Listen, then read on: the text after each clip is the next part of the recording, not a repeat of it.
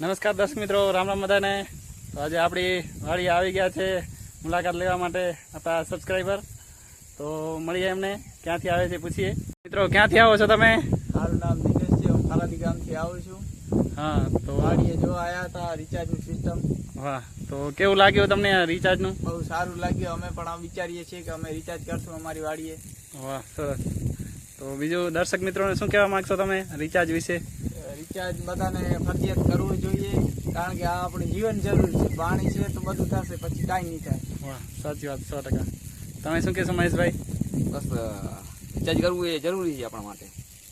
બીજું તમે વાડીમાં શું જોવાલાયક કંઈ લાગ્યું તમને? બધું જોવાલાયક છે વાડીમાં।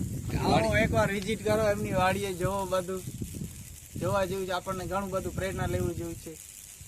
સરસ, આભાર।